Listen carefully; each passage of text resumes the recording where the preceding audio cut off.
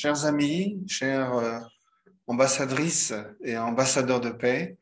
Nous sommes heureux de vous accueillir en ce 9 avril 2022 pour notre réunion de cette période, disons. À la fois, ce sera des rapports d'activités internationaux ou internationales et aussi locales. Je pense que c'est intéressant de savoir ce qu'on fait au niveau international, mondial et aussi nous-mêmes de notre pays, la France. Donc, comme vous le savez, la fédération a été créée le 12 septembre 2005, mais en fait, les ambassades de paix ont été inaugurés, si on peut dire, commencés en 2001. Donc, ça date. Hein.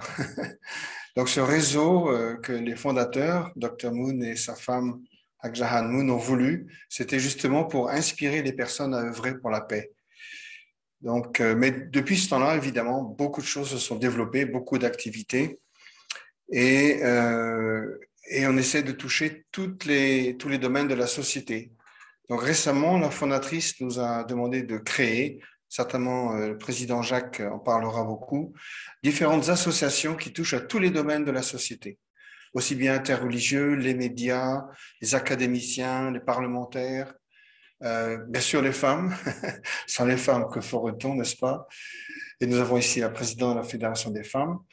Donc tout cela pour brasser un peu le monde et les attirer vers Dieu, vers la paix, tout en sachant que la paix commence avec soi, en soi, avec soi, dans sa famille, comme on dit, c'est l'école de l'amour et de la paix, la famille, et bien sûr dans la société à travers vos activités, vos engagements. C'est pour ça, vers la fin, on aura aussi un de témoignages de personnes qui sont vraiment actives dans ces domaines plutôt socioculturels. Donc, je pense qu'on a un bon programme en face de nous.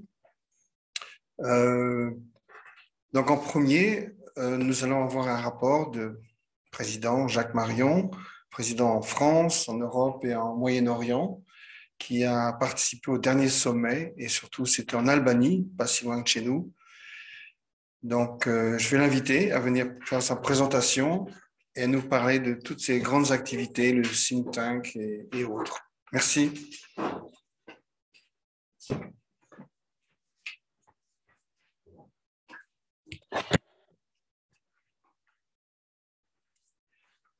Bonjour à tous.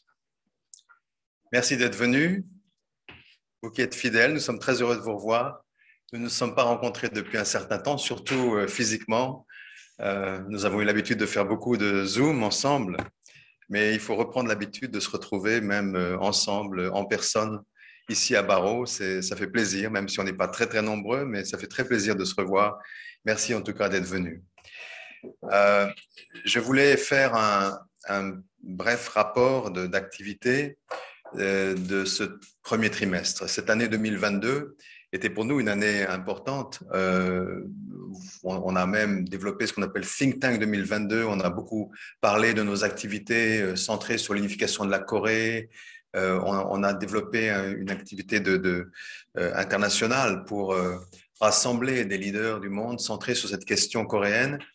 Et en fait, finalement, très rapidement, cette année s'est développée dans un conflit international grave et nous sommes maintenant tous bouleversés par ce qui se passe. Peut-être c'était à prévoir, mais on ne pouvait pas le prévoir d'une façon aussi violente.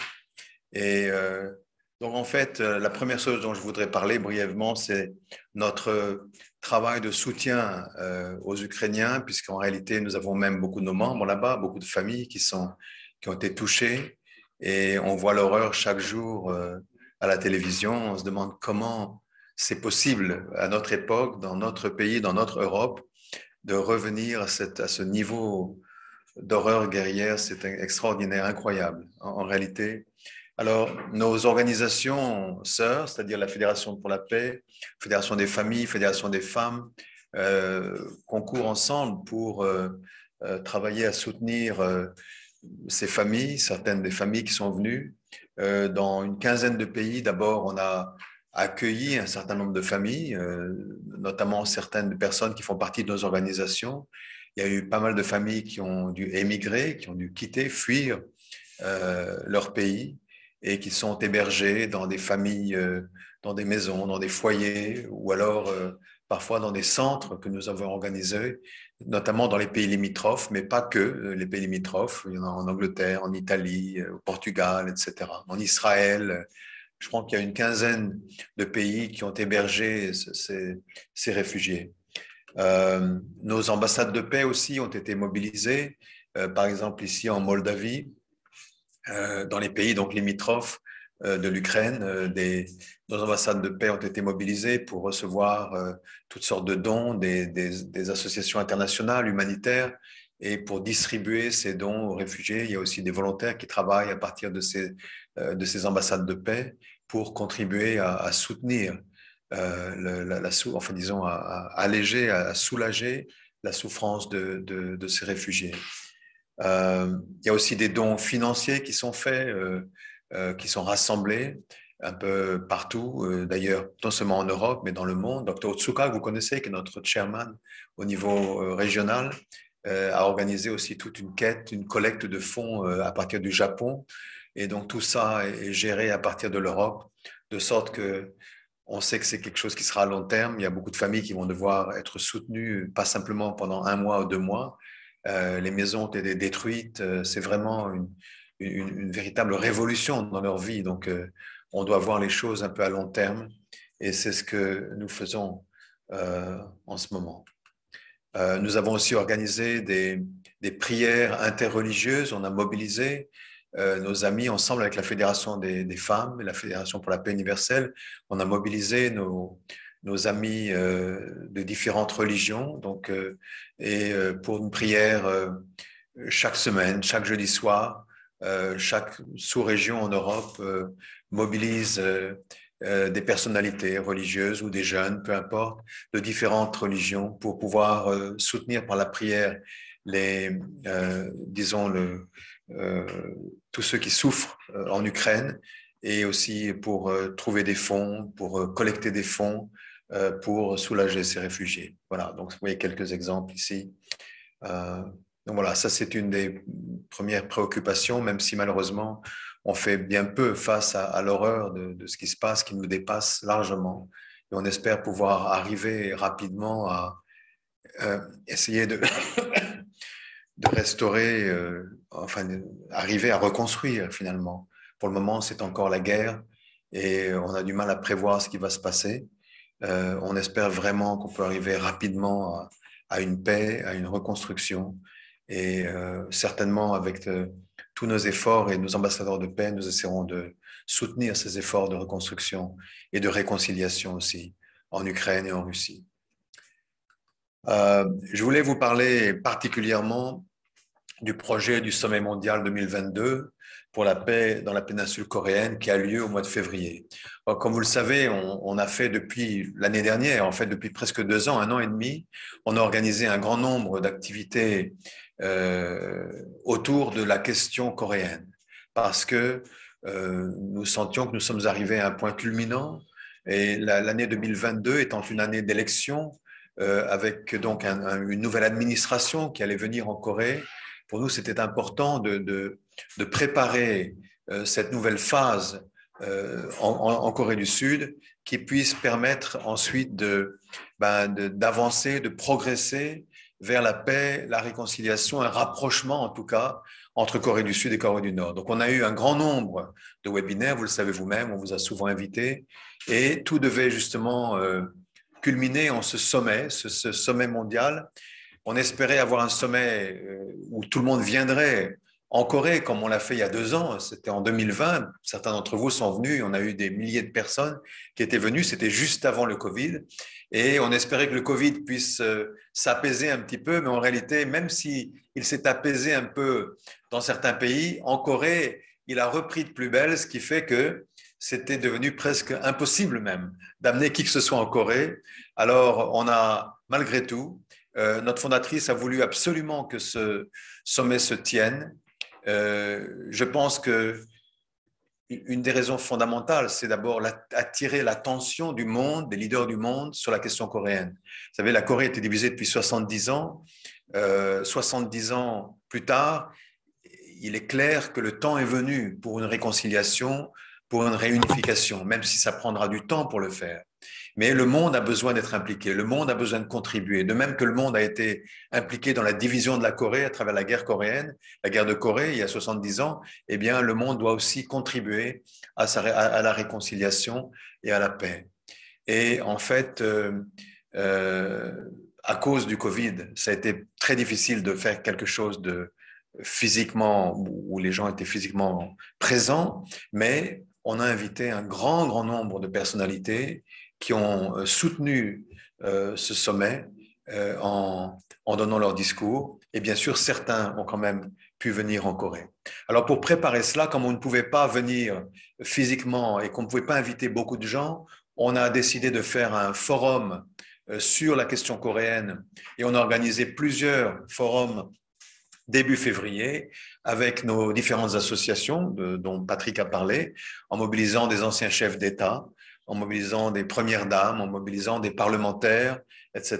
Il y avait des personnalités importantes. Hein. Peut-être vous ne voyez pas très bien parce que je vois que la lumière n'est pas très claire, mais il y avait l'ancien premier ministre de Norvège, du Canada, etc. Il y avait le vice-président d'un pays d'Amérique du Sud, de El Salvador, etc. Donc vraiment, il y avait pas mal de personnalités qui ont contribué à travers ces webinaires à soutenir la question coréenne et la réunification coréenne. Des parlementaires, des leaders spirituels, d'ailleurs notre ami vénérable Tao Chan, qui est avec nous ici aujourd'hui, y a participé, vous le voyez peut-être mal, mais il est là sur la photo. Aussi les médias, les journalistes, le business. On faisait ça en relation d'ailleurs avec l'Amérique. Donc, on a eu un certain nombre de webinaires qui ont été co-organisés avec UPF Amérique. Et voilà, et aussi des universitaires, des artistes également. Donc, vraiment, ça, c'est UPF qui a, depuis 2 ans, effectivement, développé, élargi ces associations parce que tout le monde doit participer à la construction de la paix. Ce n'est pas une question seulement des politiciens ni des religieux, c'est vraiment toutes les sociétés, toutes les activités humaines de la société doivent y participer. Alors, le sommet lui-même a été en fait remarquable. C'était peut-être un des sommets les plus compliqués à organiser à cause du Covid, à cause des énormes restrictions de voyage. Figurez-vous que tout le monde qui entrait en Corée devait faire une quarantaine, donc c'est-à-dire de rester en quarantaine. Moi-même, je suis resté en quarantaine pendant 7 jours. On devait faire 10 jours, mais on nous a gracié de 3 jours, donc on a pu faire seulement 7 jours. Et en fait, tous ceux qui sont venus ont dû faire une quarantaine, à part quelques personnalités qui, avec beaucoup d'efforts, ont réussi à obtenir une permission de venir sans faire la quarantaine, mais ils avaient au moins 1 jour de quarantaine. Et je peux vous dire que certains qui sont venus, c'était des anciens chefs d'État, c'était des grandes personnalités américaines, etc. Il n'y a pas eu de traitement particulier pour eux. Ils ont tous passé par là, dans une chambre d'hôtel, avec la nourriture froide, c'était vraiment assez spécial, mais voilà, il fallait qu'on aille en Corée quand même. C'était notre but et c'était important pour nous. Alors, ce qui était important dans ce sommet, c'est qu'il était co-présidé par 2 personnalités, dont l'un est un chef d'État, qui est le premier ministre du Cambodge, Hun Sen, avec qui nous avons travaillé depuis un certain temps, qui a été l'hôte de plusieurs de nos sommets. Et on peut se demander pourquoi Hun Sen. C'est quelqu'un qui est pas très bien connu, en tout cas qui est même mal connu peut-être, comme on le sait en Europe. Et beaucoup de gens se posent des questions.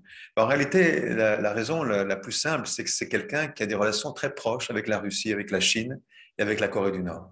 Vous savez que le roi Sihanouk, qui était le roi du Cambodge, pendant la guerre du Vietnam, hein, où le Cambodge a été directement impliqué, le Cambodge a pris une position du côté de la Chine, du côté communiste à l'époque, contre l'Amérique et contre l'Occident. Et le roi Sihanouk aussi était très proche, il a été reçu en réfugié d'ailleurs, en Corée du Nord. Donc il y avait des liens très proches qui ont été créés à travers ces pays. Et c'est une des raisons pour laquelle il était important pour nous d'avoir le Premier ministre Hun Sen, parce qu'il ouvrait des portes justement vers ces grands pays qui ont un rôle important dans la réunification de la Corée, c'est-à-dire un lien entre la Corée du Nord, la Chine, la Russie. D'un autre côté, il y avait M. Ban Ki-moon, qui est bien connu, qui est le Coréen le plus connu, qui a été le secrétaire général des Nations Unies. Et parce qu'ils avaient invité eux-mêmes les participants, il y a eu beaucoup de chefs d'État qui ont répondu. Beaucoup de chefs d'État, d'anciens chefs d'État, beaucoup de personnalités ont répondu, ce qui fait que ça a été un des sommets les mieux, où il y a eu le plus de participants qu'on ait organisé en réalité. Même si les gens n'ont pas pu venir physiquement, en réalité, beaucoup ont envoyé leur discours parce qu'ils ont voulu répondre à l'invitation du Premier ministre cambodgien et de Ban Ki-moon, sachant que l'unification coréenne, la réunification coréenne est extrêmement importante. Alors, je ne vais pas aller dans beaucoup de détails, je vous montre un petit peu qui est venu. Malheureusement, je crois que vous ne voyez pas très bien sur l'écran, mais peut-être si tu veux, je ne sais pas. Si ça aide un peu. C'est mieux? D'accord, d'accord. Donc, il y avait une délégation importante des États-Unis. Ce sont tous des personnalités qui étaient les plus importantes dans l'administration Trump, donc la précédente administration Trump. Alors les gens se demandent pourquoi on invite l'administration Trump. Ben, évidemment parce que c'est eux qui ont été le plus loin dans la relation avec la Corée du Nord. Comme vous le savez, Trump a essayé de rencontrer Kim Jong-un. Il y a eu des liens avec la Corée du Nord qu'aucun président américain auparavant n'a été jusque-là en réalité. Et ce sont ces personnalités-là, justement, Mike Pence, Mike Pompeo, qui était le ministre des Affaires étrangères de Trump, Mark Esper, qui était le secrétaire à la Défense, ce sont des gens qui ont été directement impliqués à l'époque avec la question du rapprochement avec la Corée du Nord. Et c'est pourquoi leur présence est importante. Et bien sûr, peut-être d'ailleurs, ils reviendront aussi. On ne sait pas ce qui va se passer dans 2 ans. Est-ce que cette administration reviendra au pouvoir? On n'est pas encore sûr. Mais de toute façon, c'est surtout leur expérience en Corée qui est importante. Alors, il y avait d'autres personnalités. Gingrich, qui était l'ancien président de la Chambre des députés, Paula White, qui était une conseillère spirituelle de Trump, qui a joué un rôle important. On se rend compte comment les personnalités religieuses ont un rôle important, justement. Elle en a témoigné souvent au moment où il y a eu cet effort de rencontrer la Corée du Nord. Cette dame a joué aussi un rôle en tant que conseillère de l'administration de Trump. Stephen Harper, qui est un Canadien, ancien Premier ministre canadien, qui était là également. Ça, c'était donc l'Amérique du Nord. Ce sont ceux qui sont venus physiquement de l'Amérique du Nord. De l'Europe, il n'y a eu que 3 personnes qui sont venues, qui ont pu venir, qui ont pu braver donc les difficultés d'immigration en quelque sorte. C'était d'abord M. Barroso, qui est l'ancien président de la Commission européenne et qui est en fait actuellement le président du Comité SONAC de la paix que notre fondatrice a donc fondé. Donc il est venu en partie parce qu'il devait présider les prix SONAC de la paix. Ehud Olmert était un Premier ministre israélien. C'est la première fois qu'il venait à nos activités et il a vraiment lutté pour venir. C'était important qu'il vienne. Israël a un rôle, vous savez, important, proche de l'Amérique, mais aussi pour la Corée, les Israéliens ont un rôle important au Moyen-Orient. Et donc, voilà, sa présence était très remarquée. Et le troisième, Claude Begley, c'était un homme d'affaires suisse qui est un ancien parlementaire et qui représente un peu parmi si vous voulez, en Europe, il y a un certain nombre de pays qui ont des liens assez particuliers avec la Corée, notamment de la Corée du Nord. C'est des pays neutres comme la Suède, comme la Suisse. Ce sont des pays où les Coréens du Nord ont une présence et M. Begley avait des liens particuliers. Il a été lui-même en Corée du Nord, il était invité par les Nord-Coréens et c'est lui qui a décidé de venir. Il a fait 7 jours de quarantaine pour pouvoir venir à ce sommet lui-même, donc de sa propre décision. Alors, un des points forts du sommet, c'était la 5e remise du prix SONAC de la paix. Vous savez que c'est un prix qui a été inauguré après la mort de notre fondateur par son épouse, Dr. Hak Ja-moon, en l'honneur de son mari, pour honorer les activités de son mari. Et c'est la 5e fois qu'il a été donné. Et là, le thème du prix SONAC de la paix, c'était la lutte contre la pandémie du Covid.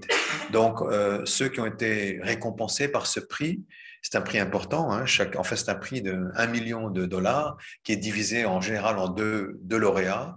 Donc, il y a eu professeur Sarah Gilbert, qui est une une dame qui a participé à plusieurs de nos réunions, peut-être vous le savez, qui est celle qui a été la co-développeur, elle a inventé, si vous voulez, un des premiers vaccins, donc AstraZeneca. Et surtout, ce qui est important, c'est qu'elle a insisté pour que ce vaccin soit donné, distribué dans les pays en voie de développement sans profit, sans aucun profit, que ce ne soit pas centré sur le business.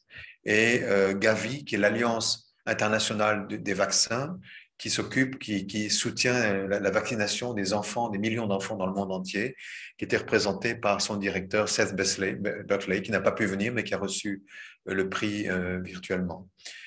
J'ai mis ici José Manuel Barroso, parce que c'est lui, en fait, qui a donné le prix. C'est lui, maintenant, qui préside le comité de sélection du prix Sonal de la paix.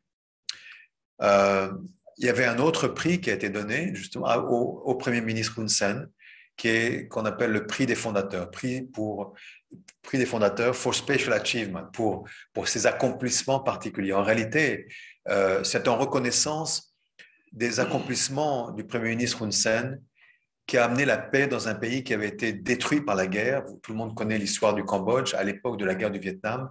C'est un pays qui a été ravagé par la guerre du Vietnam, comme le Laos, comme le Cambodge. Il y a eu des bombardements américains, c'était terrible, tout le monde connaît cette histoire. Et en plus, il y a eu après ce terrible massacre à travers les Khmers rouges. Donc le pays a été divisé, il y a eu une guerre civile.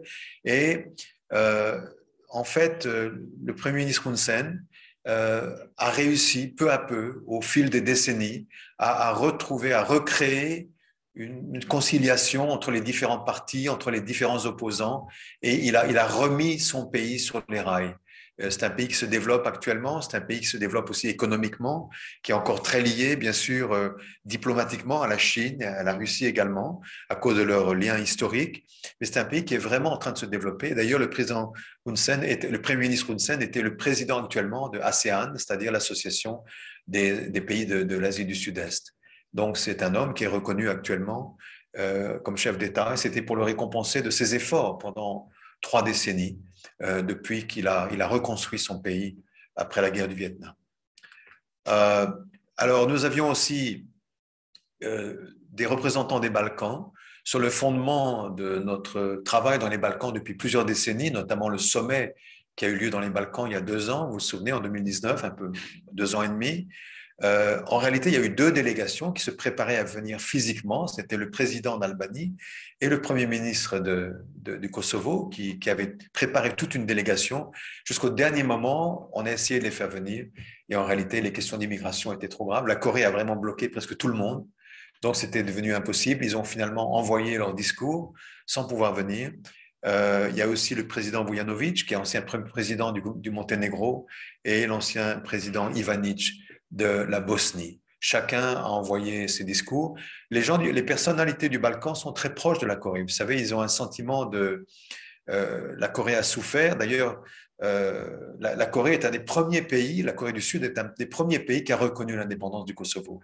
Parce qu'ils ont souffert, la Corée est un pays qui a souffert de la division de la guerre froide.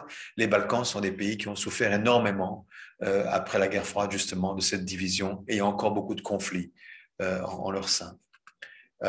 Nous avions aussi un certain nombre de personnalités, d'anciens chefs de gouvernement d'Europe et du Moyen-Orient, bien connus, comme Romano Prodi, qui était l'ancien président de la Commission européenne, ancien Premier ministre d'Italie, Monsieur de Villepin, qui était l'ancien Premier ministre français, Monsieur Aznar, ancien Premier ministre d'Espagne, et Monsieur Davutoglu, qui est ancien Premier ministre de Turquie.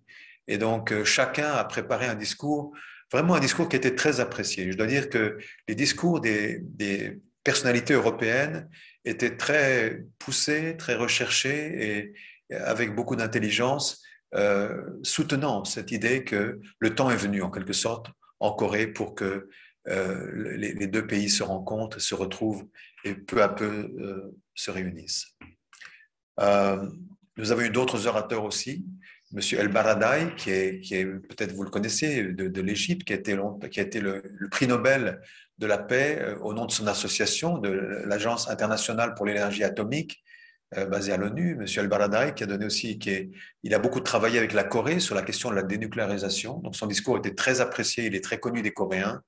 Il y avait aussi sénateur Cassini, ancien président de l'Assemblée italienne, Dr. Fasalaben, ancien ministre de la Défense de l'Autriche, Humphrey Huxley, qui est un ancien de la BBC, qui a été présent en Asie pendant très longtemps, Dr. Vorontsov, qui est un grand spécialiste russe pour la Corée, notamment la Corée du Nord. Donc chacun avait préparé des discours pour notre sommet. Et en fait, il y a eu 85 leaders qui ont préparé des discours. Donc je ne vais pas vous nommer tout le monde, j'ai montré les Européens et Moyen-Orient, mais en réalité, il y a eu un grand nombre de chefs d'État, d'anciens chefs d'État, notamment qui ont envoyé leur discours pour soutenir ce sommet, notamment Macky Sall, qui est président du Sénégal, mais aussi président de l'Union africaine cette année, le président du Nigeria, qui est le plus grand pays africain, qui a aussi envoyé un discours, et d'autres présidents africains également, Madame Arroyo, l'ancienne présidente des Philippines, Donald Trump, qui lui-même aussi a donné encore un discours. C'était la deuxième fois qu'il donnait un discours dans nos réunions, un discours qui est d'ailleurs je pense, très apprécié. Michel Temer du Brésil et beaucoup, beaucoup d'autres que je ne vais pas... D'ailleurs, vous verrez, vous pourrez voir sur la table de publication, vous verrez cette publication. Je n'en ai pas à distribuer à tout le monde, c'est pourquoi je ne peux pas vous la donner, mais vous pourrez la feuilleter, vous verrez tous ceux qui ont participé, ils sont très nombreux, vous verrez ça là-bas. Voilà, donc ça c'était disons le sommet, et je pense qu'il était très important. En fait, une des raisons pour laquelle, à mon avis, pour laquelle ce sommet devait se tenir, c'est qu'il fallait qu'il se tienne d'abord avant les élections. Les élections coréennes étaient le 9 mars, donc il fallait qu'il se tienne en février, quelles que soient les difficultés vis-à-vis du Covid. Et deuxièmement, je pense que notre fondatrice pressentait une explosion au niveau du conflit entre la Russie, l'Ukraine et la Chine, etc. En réalité, à la fin de ce sommet, on a eu plusieurs réunions internes de la Fédération pour la paix universelle, et notre fondatrice nous a beaucoup poussé, les Européens, en disant, vous les Européens, vous êtes actuellement, elle a remercié d'avoir amené des personnalités importantes qui ont contribué au sommet, en leur disant, mais vous les Européens, vous avez une grande responsabilité actuellement vis-à-vis de ce qui se passe en Europe de l'Est et aussi avec la Chine, en Asie du Nord-Est. Responsabilité au sens de résoudre les problèmes. C'est pas à cause de nous qu'il y a eu le conflit, mais ces conflits viennent en Europe. Le communisme est né en Europe, il faut bien le reconnaître. L'idéologie marxiste est née en Europe, etc. Donc on a une histoire qui est une histoire religieuse profonde, une histoire chrétienne, etc. Pas que chrétienne d'ailleurs. En même temps, c'est en Europe que beaucoup de ces problèmes sont survenus, qui ont nourri les guerres mondiales et la guerre froide. Et c'est pourquoi les Européens ont une responsabilité importante pour résoudre ces problèmes qui sont un peu, en quelque sorte, un renouveau, une réémergence de la guerre froide aujourd'hui. Donc, elle nous avait avertis, alors qu'on ne savait pas que les choses allaient exploser aussi gravement que cela. Et je pense que c'était une des raisons. Il fallait que ce sommet ait lieu avant cela. Et c'est sur cette base aujourd'hui que nous travaillons justement. Alors, je voulais aussi vous parler justement d'une autre conférence que nous avons, dont nous venons actuellement, c'est en Albanie, dans les Balkans. J'en reviens il y a à peine quelques jours. Ça s'est passé donc le 1er et le 2 avril, donc il y a moins d'une semaine. En fait, cette conférence est une conférence avec le club de Podgorica des anciens chefs d'État des Balkans, notamment de la Yougoslavie, de l'ancienne Yougoslavie. Lors de l'ancien président du Monténégro, Filip Vujanović, a créé début 2019 un club des anciens chefs d'État des pays qui étaient auparavant, qui composaient la Yougoslavie, c'est-à-dire la Slovénie, la Croatie, la Serbie, le Monténégro, la Slovénie, la Macédoine du Nord, etc. Et en plus l'Albanie, qui n'était pas impliquée dans la Yougoslavie, mais qui est liée. Et donc ce club de Podgorica, qui est tout neuf, eh bien, on a créé des liens avec eux, et au mois de novembre l'année dernière, nous avons développé un mémorandum de coopération, c'est-à-dire un acte de coopération avec eux, parce que pour eux, ils sont intéressés de travailler avec notre fédération. Et nous avons construit à Tirana un bâtiment que nous appelons ambassade de paix. Ceux d'entre vous qui étaient au sommet de Tirana en 2019 savent que ce bâtiment avait été, les bases ont été jetées en 2019 lors du sommet par notre fondatrice et il a été terminé donc l'année dernière au mois de novembre. On l'a inauguré. Vous voyez ce bâtiment à gauche, c'est un bâtiment de 5 étages qui est dans le quartier des ambassades. Il y a plusieurs ambassades à Tirana à côté, mais nous l'appelons ambassade de paix. Donc, c'est le centre des ambassadeurs de paix et c'est une ambassade de paix avec une grande salle de 250 places qui nous permet d'avoir des rencontres. Alors, le bâtiment lui-même est encore en développement, mais nous utilisons déjà ce bâtiment pour faire des réunions importantes. Et c'est donc dans ce bâtiment que nous avons organisé notre première conférence conjointe avec le club de Podgorica. Le club de Podgorica, donc je l'ai dit, ce sont les anciens chefs d'État et de gouvernement de cette région. Alors, le but, disons, le thème de cette conférence, à l'évidence, c'était la question ukrainienne, la question de la guerre. Vous savez que tous ces pays des Balkans ont souffert dans la guerre froide et ils ont une relation très particulière avec la Russie, la Serbie. Vous connaissez un peu les questions géopolitiques. La Serbie est très proche de la Russie. Ces pays ont tous eu des problèmes avec la Serbie, donc il y a toutes sortes de conflits. Et en réalité, il y a une grande inquiétude dans les Balkans actuellement, que le conflit puisse avoir si vous voulez, se retrouver en train d'éclater de nouveau dans certains pays, comme par exemple la Bosnie, le Kosovo, le Monténégro, etc. Donc il y a vraiment une grande inquiétude que ce conflit puisse s'étendre. Et c'était un peu le but de cette conférence. Alors, il y avait l'ancien président de la Bosnie, donc Ivanic Vujanovic au centre, qui est le président du club Podgorica, président Moisiu, qui a travaillé longtemps avec UPF, qui est lui aussi ancien président, très respecté président de l'Albanie. C'est lui qui a amené l'Albanie dans l'OTAN. C'était important, une ancienne présidente de la Serbie. La Serbie, vous savez, était un peu en position d'ennemi dans beaucoup des conflits des Balkans par rapport au Kosovo, par rapport à la Bosnie, etc. Et il était important qu'une ancienne présidente serbe soit avec nous, Nataša Mićić. Mesić, qui est un ancien président de la Croatie, et du Kosovo, le président Sediu. Il y avait aussi un ancien président par vidéo de la Macédoine du Nord. Donc chacun a partagé ses analyses de la situation. Nous avons aussi parlé, bien entendu. Il y avait d'autres personnalités, comme une vice-présidente de l'Assemblée parlementaire de l'OTAN, qui est albanaise, Madame Kodeli, qui est une parlementaire albanaise. Et il y a cinq vice-présidentes de l'Assemblée parlementaire de l'OTAN. Ce sont des parlements des différents pays qui appartiennent à l'OTAN et qui discutent des questions notamment de sécurité en Europe. Il y avait Talat Jaferi, qui est actuellement le président de l'Assemblée nationale en Macédoine du Nord, et qui est un Albanais d'ailleurs, qui est de la minorité albanaise et qui est le premier Albanais à avoir eu une position au niveau national en Macédoine du Nord. Donc il est respecté en tant que personnalité. Monsieur Del Monaco, qui est un ambassadeur de l'Organisation pour la sécurité et la coopération en Europe, OSCE, qui a eu un rôle très important dans la guerre froide et qui était donc ambassadeur de l'OSCE en Albanie. Donc voilà, c'était pour vous montrer un petit peu les personnalités qui étaient présentes. Il y avait aussi une session sur la jeunesse, parce que, vous savez, Tirana a été élue la ville de la jeunesse 2022, la ville de la jeunesse pour 2022 par le Conseil de l'Europe.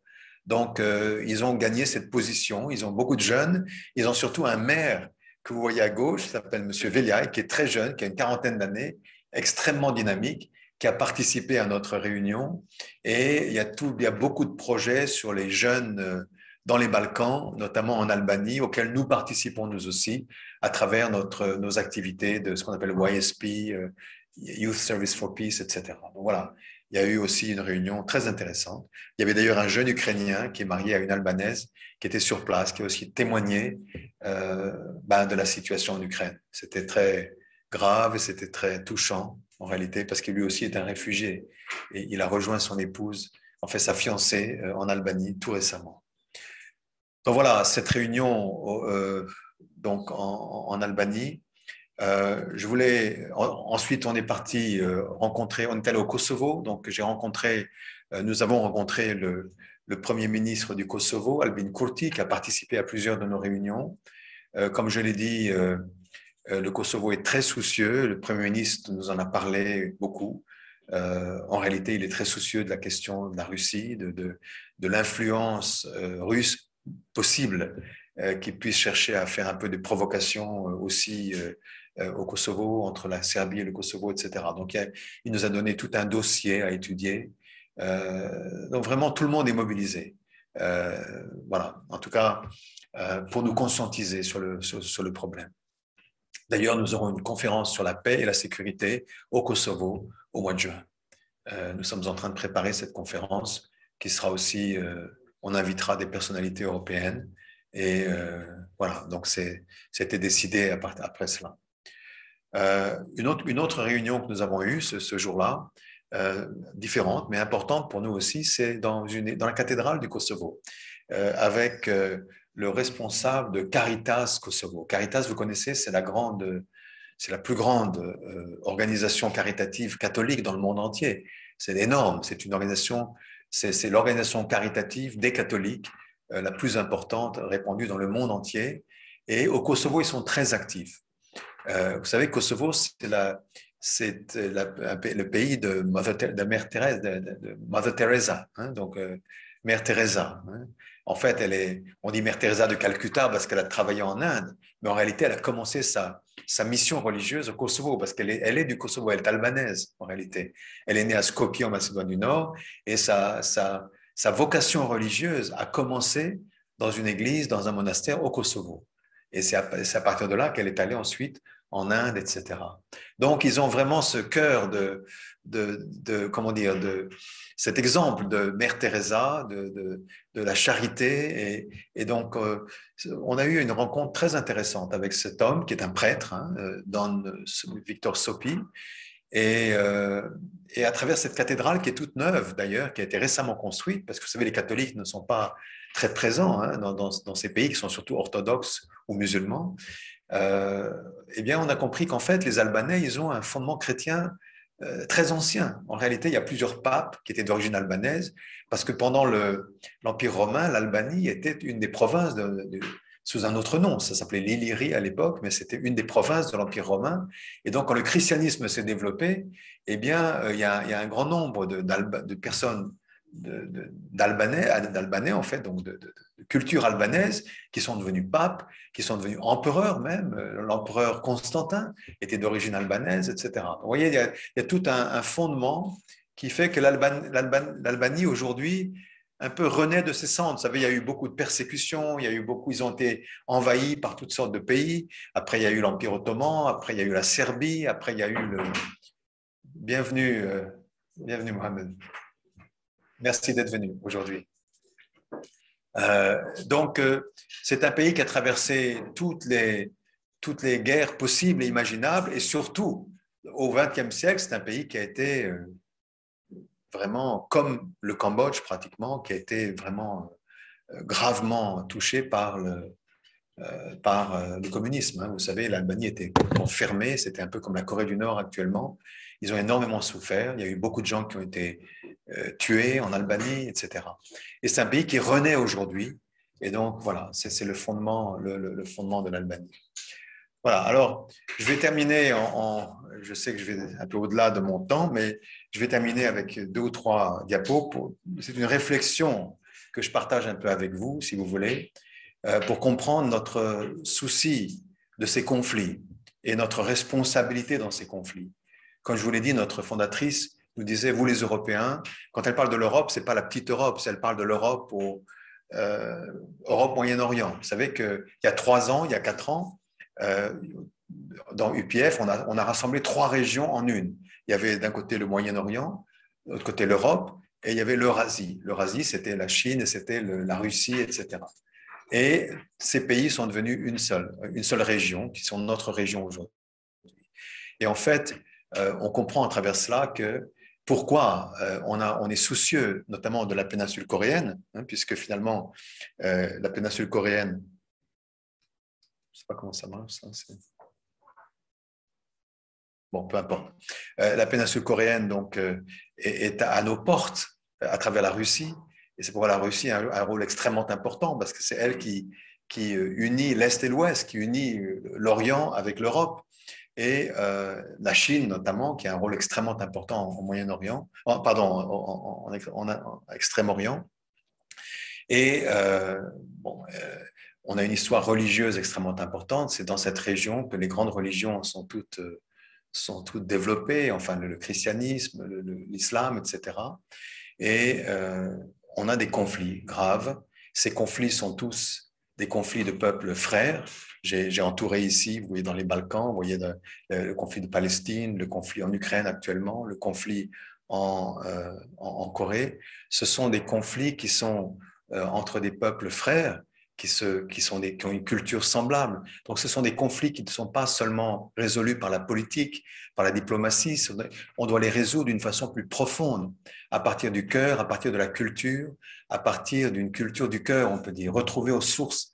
Et c'est ça le challenge, en quelque sorte, le défi que nous avons. Et quand notre fondatrice, parmi les paroles qu'elle nous a données, avec lesquelles nous a poussés, elle disait la seule façon de survivre. Elle dit, dites à tout le monde, n'ayez pas peur de dire aux gens que la seule façon de survivre pour l'humanité, pour l'Europe, pour le monde, c'est de servir le Parent céleste.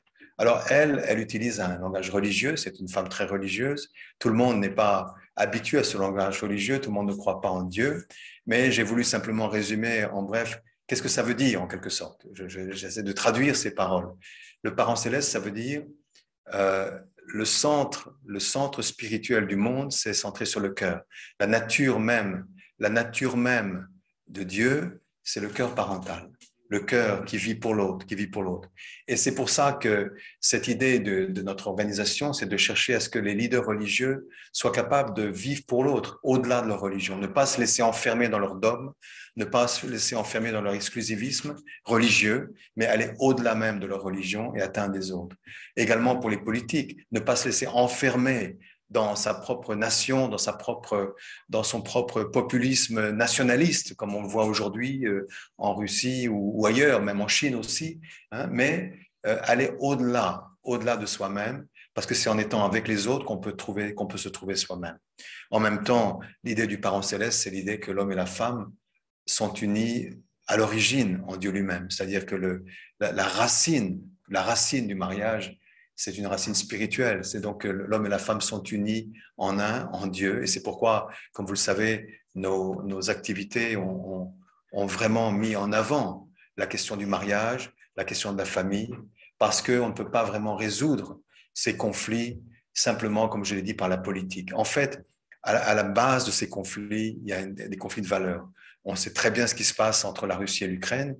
Les Russes le disent, vous avez qu'à lire les articles. Il y a eu un grand article dans le Figaro aujourd'hui que je vous recommande de lire, d'une journaliste qui s'appelle Laure Mandeville, très intéressant sur les racines de la question de Poutine, de ce qui se passe actuellement, des horreurs de ce qui se passe en Russie actuellement. Et elle retrace un petit peu cette influence à la fois religieuse, à la fois politique, qui pousse les Russes à faire quelque chose qui est innommable et inimaginable. Et ça veut dire une compréhension de la religion qui est centrée sur soi, qui est dominée par le politique. Et comment aller au-delà de ça? Et en réalité, notre monde démocratique, je ne veux pas aller dans les détails, mais notre Europe démocratique est critiquée. Elle est critiquée pour ses valeurs aussi, tout le monde le sait. Elle est critiquée par les musulmans également, n'est-ce pas? C'est-à-dire que ce sont des justifications qui sont données parce qu'on trouve qu'en Europe aussi, il y a des problèmes sérieux au niveau des valeurs. C'est-à-dire qu'on doit aller au-delà, on doit aller au plus profond des valeurs qui sont centrées sur le cœur, pas seulement sur la raison. Aujourd'hui, dans notre Europe, on est très fiers du siècle de la raison, on est très fiers d'être les héritiers, surtout en France, du siècle de la raison. Mais en réalité, le siècle de la raison, bien sûr, il a donné beaucoup de choses très importantes au monde, mais la raison, le siècle de la raison, c'est aussi un siècle où c'est l'individu roi, en quelque sorte. C'est l'individu roi où les questions d'égalité centrées sur la loi, les questions de liberté centrées sur l'individu finalement, on aboutit à des politiques de droits de l'homme où il y a beaucoup de conflits, etc. Donc, tout le monde sait bien que derrière ces conflits, malheureusement, qui ont explosé, il faut aller aux racines si on veut vraiment trouver des solutions profondes. Et ça, c'est la mission du PF, c'est la mission des leaders religieux notamment. Le travail interreligieux que nous faisons est extrêmement important. Et c'est pourquoi hier, on a eu un webinaire sur le travail, sur le renouveau de l'ONU, le renouveau de l'ONU, à travers le Conseil interreligieux. Si on n'a pas un Conseil interreligieux à l'ONU, il est difficile de dépasser les conflits entre les nations au sein de l'ONU, etc. Bon, voilà les questions qui nous préoccupent. Et c'est pour montrer qu'on a besoin de trouver des solutions plus profondes, aussi bien au conflit coréen qu'au conflit ukrainien. Et c'est un peu le sens de nos activités ici. Donc voilà, j'ai mis le cœur.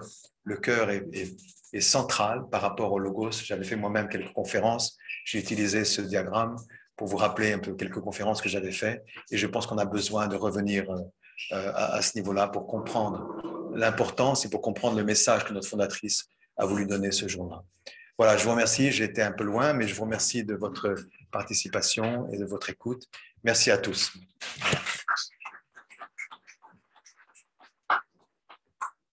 Merci Jacques, qui nous donne de très bonnes nouvelles. Donc, on est extrêmement remerciant de recevoir ces bonnes nouvelles, ces perspectives aussi pour la paix, comment nous pouvons coopérer ensemble au niveau religieux, à tous les niveaux donc, que fait la Fédération avec les ambassadeurs de paix, face à ces défis énormes de conflits, de misère, et pas simplement en Ukraine, mais dans le monde entier. Il est temps de nous lever, d'œuvrer ensemble, quoi. Et surtout l'inspiration de la fondatrice, Madame Moon, qui voit, qui, comme un prophète, annonce, attention l'Europe. Donc il est grand temps que nous nous unissions tous ensemble pour faire face à cela. Et donc on comprend davantage notre mission aussi d'ambassadeur de paix et d'ambassadrice de paix. Donc nous allons passer à la deuxième partie, consacrée justement à la femme, aux femmes, avec Brigitte Wada, la présidente de la Fédération des femmes. Et savez-vous que ça fait 30 ans demain que l'inauguration a été faite par Madame Moon, qui a fait le tour du monde en 92. Vous vous rendez compte?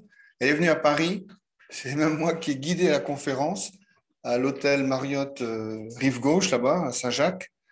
Et donc, ça a été aussi le fondement pour les ambassadeurs de paix et tout ce qu'on a atteint actuellement depuis 92, 30 ans de travail. Donc, chère Brigitte, bienvenue. À toi de parler.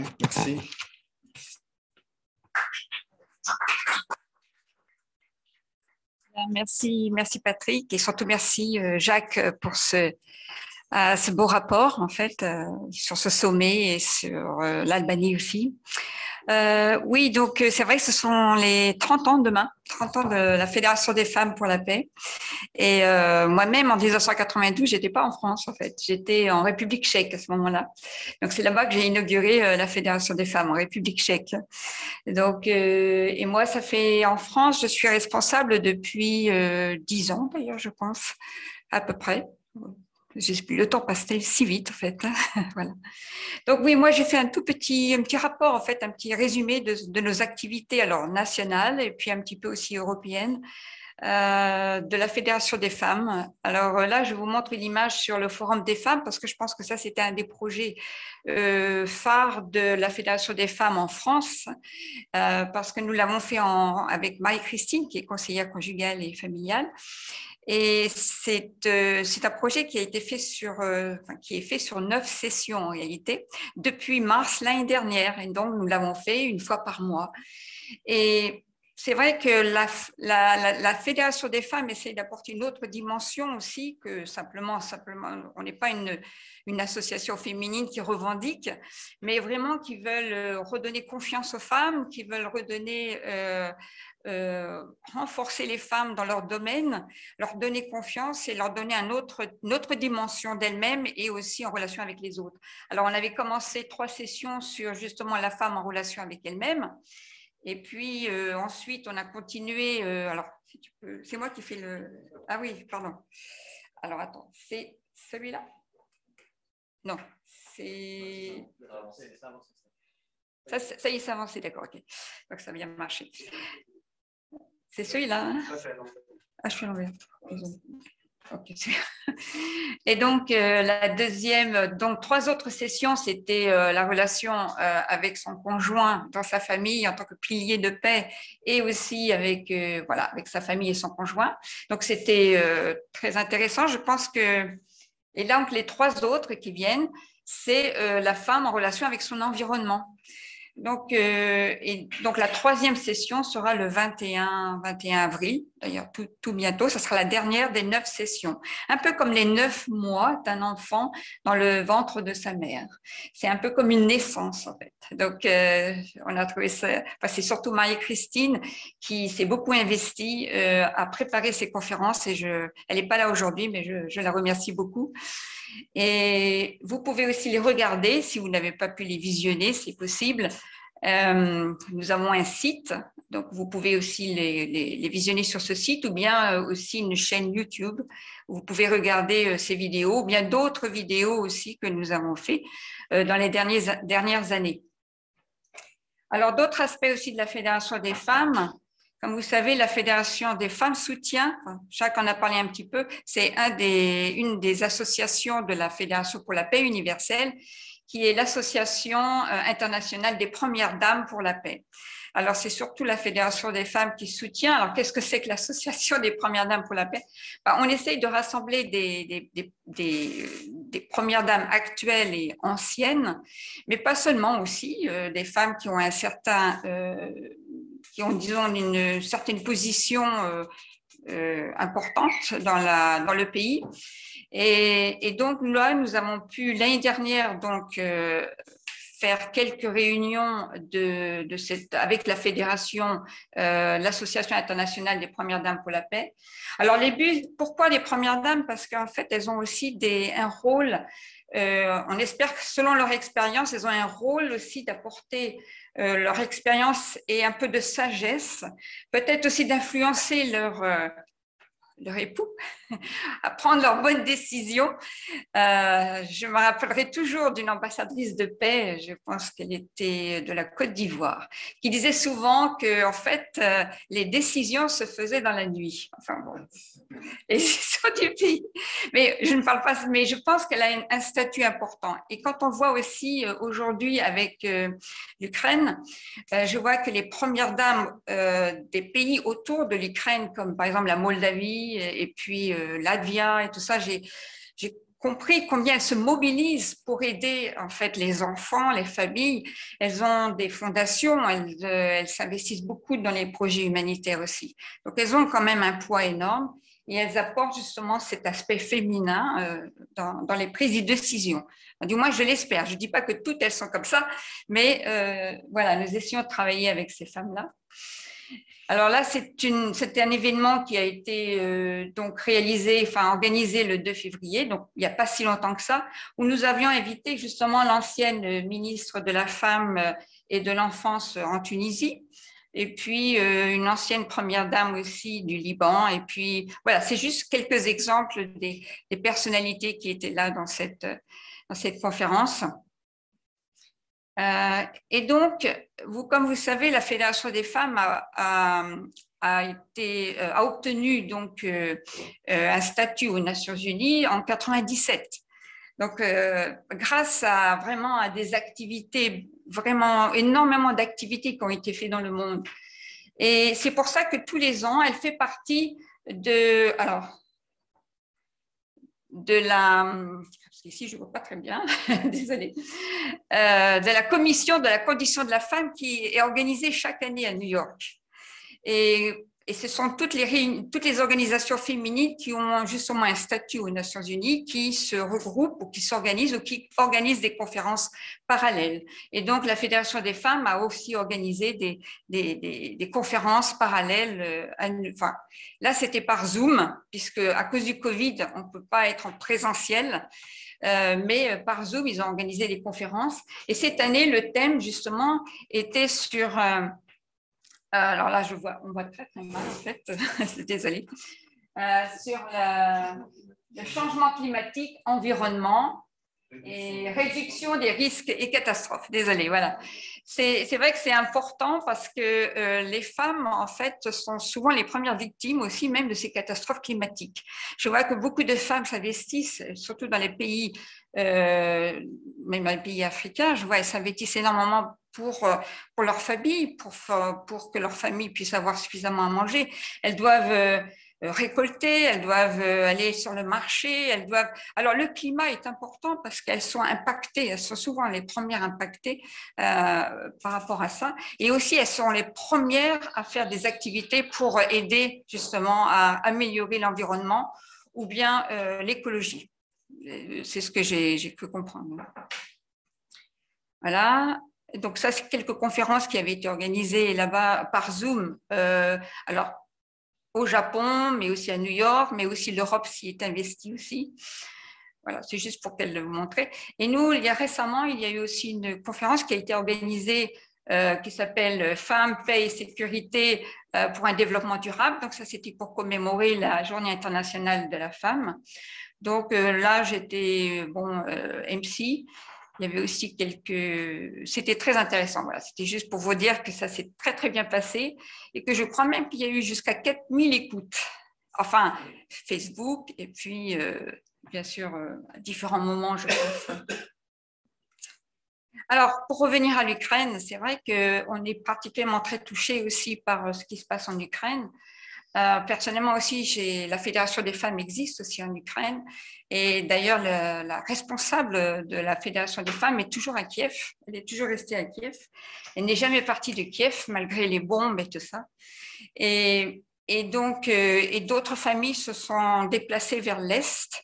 Et c'est vrai que notre désir, c'est de pouvoir soutenir toutes ces familles qui sont déplacées, qui ont tout perdu, aussi leur maison. Et d'ailleurs, il y a peu de temps, on a eu un call, enfin un appel de leur part, hein, en disant que même les choses de première nécessité ne sont pas toujours faciles à avoir, surtout que même si elles sont en Ukraine, ce n'est pas toujours évident d'avoir les premières choses de nécessité. Donc, on s'est dit avec AWASP, donc une autre association une autre association, de faire quelque chose, une action, une journée d'action pour récolter de l'argent et d'envoyer donc à l'association de la Fédération des femmes et aussi pour le AWASP qui soutient des projets en Moldavie, les réfugiés en Moldavie. Donc, je laisserai d'ailleurs le responsable de AWASP de parler de ça après. Donc, c'est vrai que ça nous touche énormément. Mais je sais qu'il n'y a pas que seulement l'Ukraine où il y a des conflits. Il y a des conflits partout dans ce monde. Et je ne pense pas seulement à l'Ukraine, je pense à tous les conflits qui se passent dans ce monde. Et on voudrait aider, en fait, c'est ça, notre cœur de mère. Et là, de dire, mais qu'est-ce qu'on peut faire pour aider nos enfants?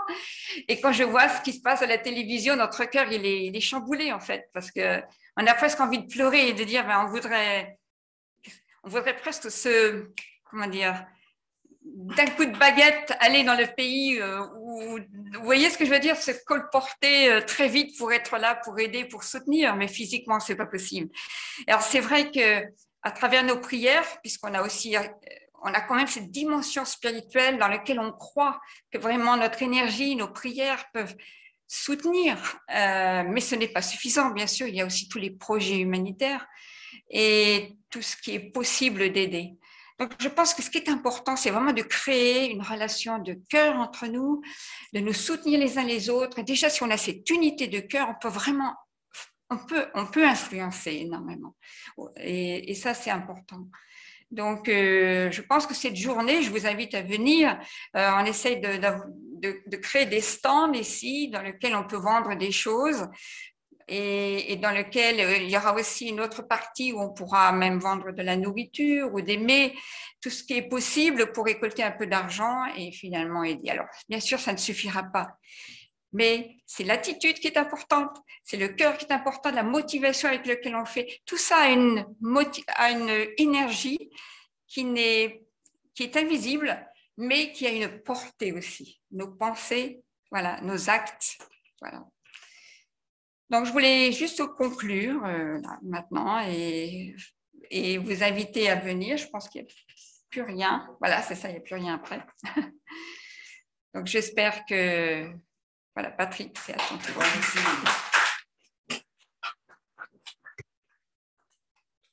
Les femmes pour la paix. Irrésistible, hein, Brigitte, hein, irrésistible. Tous le 7 mai ici pour participer à leurs activités. Il n'y a pas plus fort que le cœur d'une maman. Donc voilà, merci beaucoup. Nous avons une troisième partie avec les jeunes et je crois que ça se fera par Internet, c'est ça? Donc nous avons aussi la partie jeunes, étudiants et jeunes en général pour la paix, YSP, on dit en anglais. Et donc on n'est pas tous très jeunes, mais ça va nous inspirer quand même d'avoir un peu le rapport de leurs activités. Et voilà, c'est M. Miguel qui sera notre interlocuteur. Hein. OK. À toi, Miguel, merci. Merci Patrick. Bonjour tout le monde. Donc, je me présente, je suis Miguel Antonio et je suis le président de l'Association internationale des jeunes et des étudiants pour la paix, donc pour la branche française.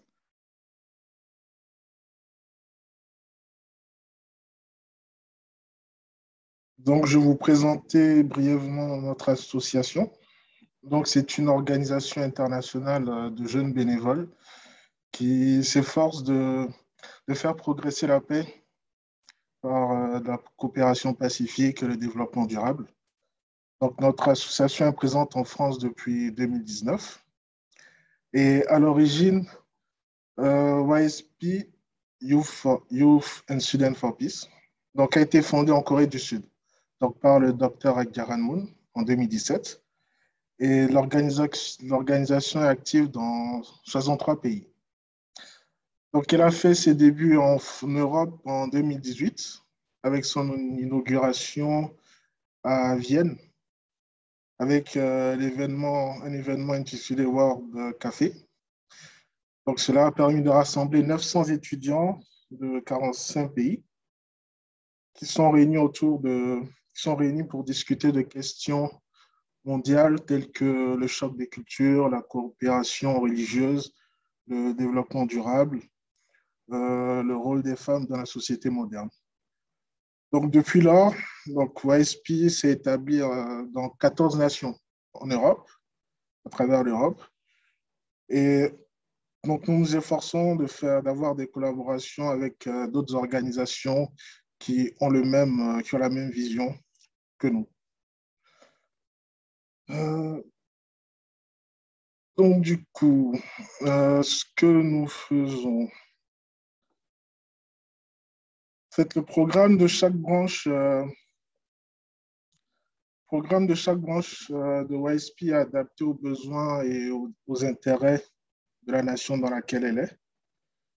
Bon, mais cependant, toutes ces branches partagent la même vision qui a été donnée à l'origine par notre fondateur, celle d'avoir une famille mondiale de jeunes qui construisent un monde de paix avec un amour véritable. Donc, l'énoncé de notre mission est le suivant. Donc, promouvoir la paix dans le monde en permettant aux jeunes et aux étudiants de devenir des citoyens du monde grâce à l'éducation au développement personnel et à des projets de paix qui soutiennent les objectifs de développement durable des Nations Unies. Donc, pour cela, nous nous appuyons sur des valeurs fondamentales telles que la responsabilité, l'intégrité, le service et l'empathie, qui sont à la base de la culture et de l'approche d'une bonne organisation.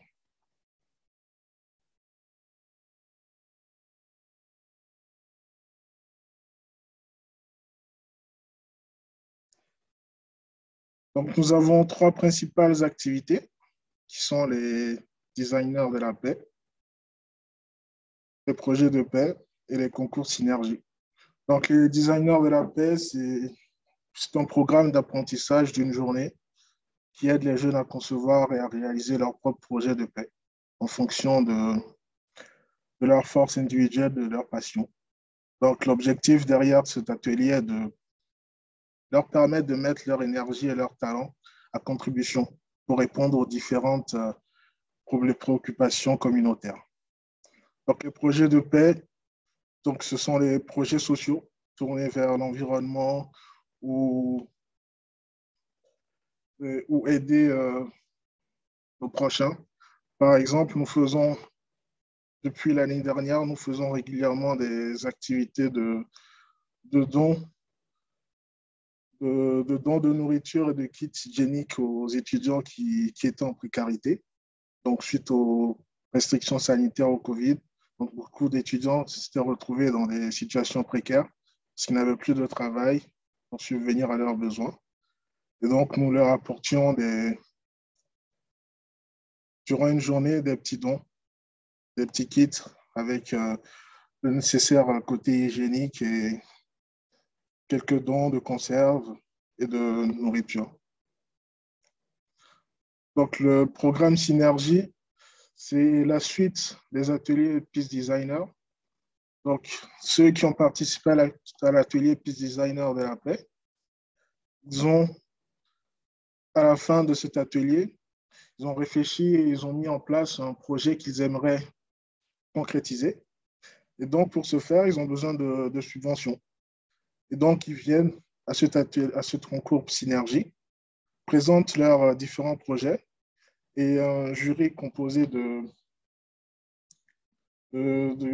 d'associations ou de différents jeunes actifs dans la société, donc vont délibérer et attribuer des prix à ces différents projets en fonction de leur faisabilité, de l'urgence et de la faisabilité.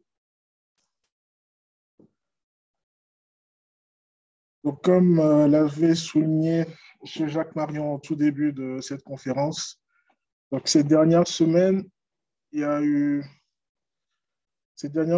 été des moments de tragédie pour notre région européenne et par rapport à l'Ukraine, aux Ukrainiens qui traversent des moments difficiles. Et actuellement, on estime que plus de 3 millions de femmes et enfants ukrainiens ont été contraints de quitter leur pays et de se réfugier dans les pays limitrophes.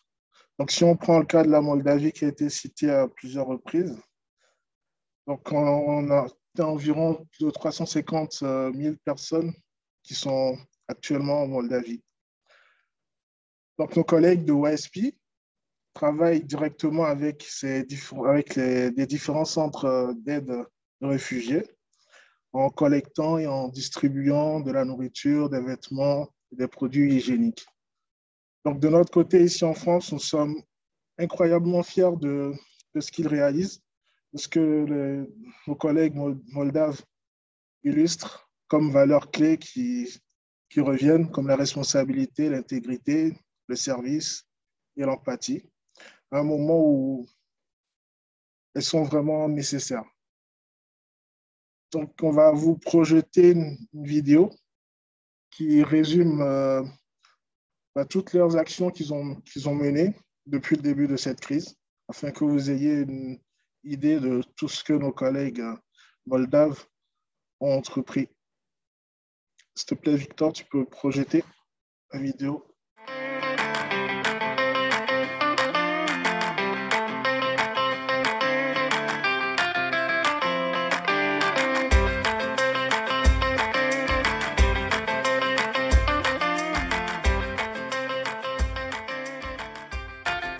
Hello, my name is Cornelia. From Monday to Saturday, YSP volunteers come in the Peace Embassy and help in the UK anyway. Handing out the clothes, the food, and the hygienic products, and other stores.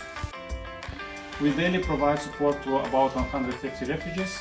We are active from 27th of February, which means that we provide support for more than 4,000 refugees from Ukraine. We want to thank you very much to all our donors and people involved in this aid and humanitarian aid. Thank you very much. Hello, my name is Sabina. I am a member of our YSP volunteer team, and today we received a big help from Switzerland, from Happy Links. So now we are sorting out. So we do it this way. You open the box like this, and then you check what is inside.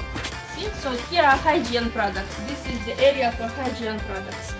So we have soap, shower gel, shampoo, diapers, soap, and so on. Toothpaste, toothbrush. So thank you very much for doing this. Hello, my name is Alexandra. I am volunteer OSP and I am here every day. Hello, my name is Alina. Hello, my name is Bogdan. Hello, my name is Alina. We are sorting out towels and clothes. My name is Katie. I am a volunteer.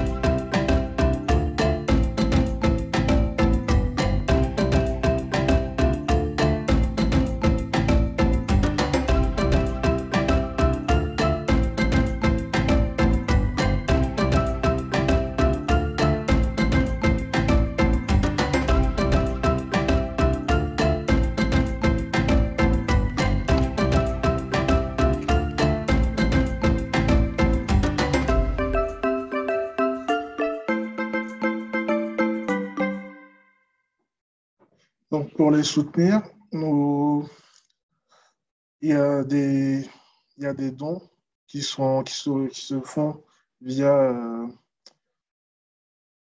des cagnottes en ligne.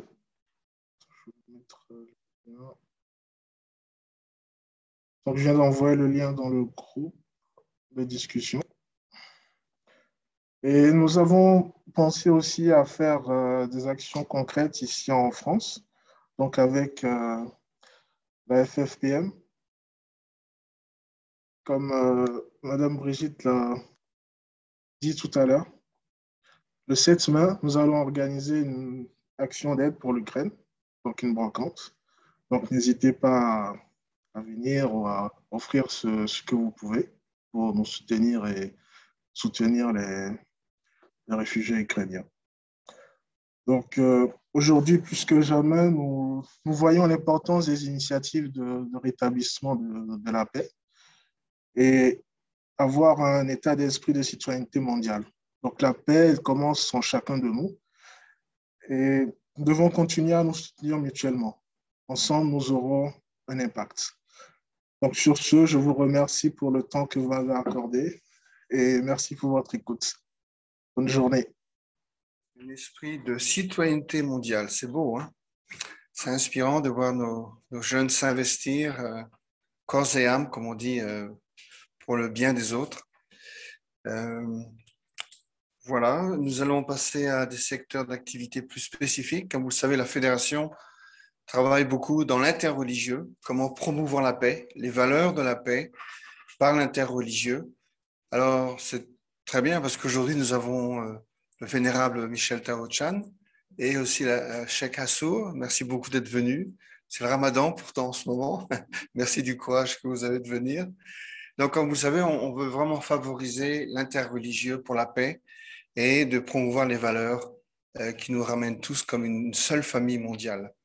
Alors, je vais demander à Jean-François Mobilidin, qui s'occupe de cette section-là, Dialogue et Alliance, de nous présenter ce projet qui marche très, très bien d'ailleurs. Merci. C'est parti. Oui, en fait, il y a le Ramadan, il y a aussi le Pessah, la fête juive, et comme vous le savez, le Pâques chrétienne. Donc, c'est un mois saint, un mois saint pour la paix. Salut, j'ai vu dans que sur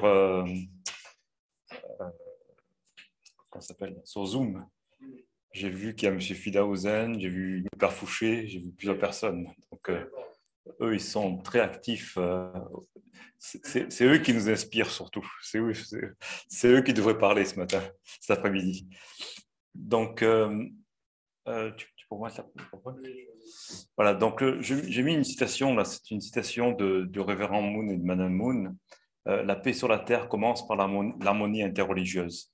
Et quand on regarde ce qu'ils ont fait depuis même les années 1960-1970, ils ont fait un grand nombre d'activités interreligieuses, jusqu'à consacrer un grand parti du budget de leur association, de leur mouvement, pour faire ces activités interreligieuses. Donc, on n'a pas le temps là, de voir tout en détail, mais ils ont fait énormément de choses.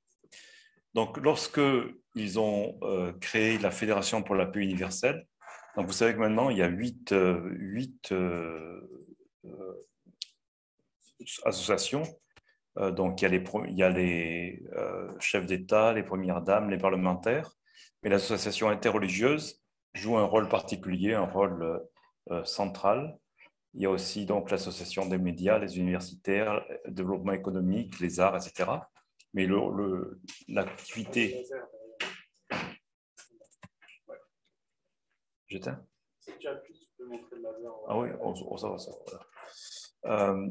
Donc, l'interreligieux, c'est aussi vraiment central.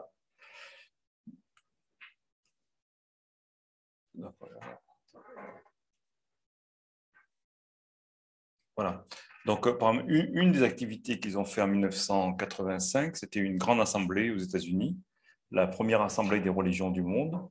Et à ce moment-là, le révérend Moon a demandé que soit réalisé un livre, une anthologie, qui mette en commun, qui insiste sur ce que les religions ont en commun, ce que les différents enseignements ont en commun. Donc ça, c'était en 1985. Et finalement, il a pu réunir 40 universitaires de différentes religions, des personnalités religieuses. Et le livre a pu être présenté en 1991. Donc ça s'appelle, c'est ce livre-là, en anglais, World Scripture, une anthologie comparative des religions du monde. Donc c'était un très, très grand livre. Et il était très heureux de pouvoir présenter ce livre lors de cette conférence. Là, il a présenté au moment de l'inauguration de la Fédération interreligieuse pour la paix mondiale. Mais alors, nous, en France, on est moyennement rapide. Donc, ça nous a pris 30 ans pour le traduire. Je vais vous expliquer pourquoi. Parce que nous, on veut traduire très bien. Bon, ça, c'est ça. Donc, ça, c'était en 91. Il a fait donc, il y a le livre qui est sorti. En 2000, il a proposé aux Nations Unies de faire un conseil interreligieux au sein des Nations Unies. Donc, c'était très important. Ensuite, donc en 2017, il y a eu la fondation de l'Association interreligieuse pour la paix et le développement. Donc, c'est que nous représentons ici. Et bon, donc, il y a beaucoup d'activités. Donc, ils ont rencontré le pape. On a fait des activités aussi au Conseil œcuménique des Églises. Enfin, beaucoup des activités dans tous les pays. Et donc, nous, ce qu'on a pensé, c'est on a pensé de traduire ce gros livre. Donc, le livre fait quand même 920 pages. Et donc, ce qu'on a pensé, c'est au lieu de le faire tout d'un coup, on a commencé pendant plusieurs années, en fait, à le faire petit à petit, on a fait chaque chapitre, on a fait un livret en fait. Et puis, donc, tous les mois ou tous les 2 mois, on sortait un nouveau livret sur Internet. On a fait un site, textesacrédumonde.fr, sur lequel vous pouvez retrouver tous ces textes. Et donc, dans le livre, il y a 165 thèmes au total. Et donc, bon, là, j'ai marqué, pour le faire en anglais, ça a pris 5 ans de recherche. Il a fallu 40 spécialistes qui travaillent. Mais moi, je dis que ça a pris beaucoup plus de temps que ça encore. Ça a pris des milliers d'années, en fait. Si on voit depuis le temps de Abraham, Moïse, quand les premiers textes ont commencé à être écrits, ça a pris des milliers d'années. Et donc, cette année, on a réussi finalement, on a réussi à le sortir en français. C'est depuis juste un mois, en fait. Et donc, on est très, très heureux de l'avoir en français. Donc, je vous ai mis dessus. Pour l'instant, on n'a pas beaucoup de copies. Donc, si vous voulez une copie, c'est 30 € là-bas. Mais bon, pour les milliers d'années de travail qu'il a fallu, depuis Bouddha, depuis Abraham, depuis tout ça, c'est pas grand-chose. Alors, quand on a fini, moi, ce qui me plaît pas dans ces livres-là, ce sont des gros livres. Donc, quand on a un gros livre comme ça, qu'est-ce qu'on en fait? On le met sur une bibliothèque et ça fait bien, quoi. Mais on n'y touche pas. Donc, nous, on s'est dit, ben, comment, pour moi, l'important, c'est qu'on l'utilise, quoi, en fait. C'est qu'on mette notre nez dedans et qu'on l'utilise et que ça change, ça fasse quelque chose de bon pour notre vie. Donc, quand on a tout fini ça, il y a une jeune fille que je ne connais pas d'ailleurs, enfin, je la connais que par Internet, une jeune fille de Bosnie qui travaille avec Religion pour la paix, qui m'a envoyé un mot. Elle me l'a dit, quand je vois ce que vous faites comme travail, ça me fait penser à quelque chose, en anglais, ils appellent ça scriptural reasoning. Scriptural reasoning, c'est une nouvelle approche, c'est un outil pour le dialogue interreligieux. Alors ça m'intéressait, je me suis dit, mais qu'est-ce que c'est que ça? Et j'ai commencé à voir, j'ai commencé à les contacter d'ailleurs. Ça a été fait par le monsieur à gauche, qui est un professeur aux États-Unis, et un professeur aussi de Cambridge. Et donc ce qu'ils ont mis au point, c'est un système pour lire ensemble les textes sacrés. Alors, vous avez, par exemple, dans le christianisme, vous avez le Lectio Divina, en coréen, vous avez le Hondoke, ou dans notre tradition, vous avez la même tradition. Mais ce qui est intéressant, c'est de lire ensemble, que les personnes de différentes religions se retrouvent, lisent ensemble et disent ce qu'ils en pensent. Le professeur Ford de Cambridge, il dit on peut explorer des amitiés risquées. Les amitiés risquées, c'est avec des personnes qu'on ne connaît pas du tout, enfin des religions qu'on ne connaît pas du tout, mais les rencontrer, et quand on commence à discuter, on devient amis. Donc on a commencé ça. Donc c'était au début de la Covid aussi. Donc on était bloqués. Donc on a dit bon là on va commencer quelque chose une fois par mois. Donc en général c'est le premier dimanche du mois. On commence autour d'un thème et on a pensé prendre les thèmes de l'ONU aussi. Vous savez vous avez tout un tas de journées de l'ONU sur Zoom. Donc tout à fait au début on faisait que par Zoom parce qu'on ne pouvait pas se rencontrer. Et maintenant, on a commencé en présentiel ici. Donc, on invite 3 ou 4 commentateurs de différentes religions. On inclut aussi une partie culturelle. Et à la fin, on a une session de questions-réponses. Donc, vous voyez les pionniers, vous voyez le Vénérable ici. Il a été le pionnier de la première conférence qui était sur le thème de l'hospitalité. On prenait le thème de l'hospitalité d'Abraham. Et puis on a fait par exemple le thème des réfugiés, on avait invité Monseigneur Gaillot, on a invité M. Fidahouzen, on a invité un rabbin. Là c'était pour la journée de la paix, je pense, oui. La paix commence avec moi, on a invité le cheikh Ben Tounès, le rabbin Haddad, que vous connaissez peut-être. Alors aussi, on était heureux que quand on a commencé, au moment on a eu des partenaires. Donc il y a une association qui s'appelle Ouri, l'initiative des religions unies, donc dont on est partenaire. Il y a aussi maintenant une association en Suisse, l'Alliance des religions de Genève. En fait. Donc voilà, ça c'est. Donc on essaye à chaque fois qu'il y a un jour international. Alors sous l'inspiration de M. Fidahouzen, on a pensé que cette année, on allait prendre comme thème « Vivre avec Dieu ». Donc, on a fait le premier thème, c'était « Vivre avec Dieu dans la diversité », puis « Vivre avec Dieu dans différentes choses ». Le mois de mai, on veut faire « Vivre avec Dieu en famille », parce que c'est la journée internationale des familles. Et donc, vous voyez que maintenant, donc on a une partie, on continue par Zoom, et on essaye maintenant, ici, dans cette salle, de faire le plus possible en présentiel. Et aussi, une fois, on a fait par exemple avec Lyon. Donc, nous, on était dans cette salle ici.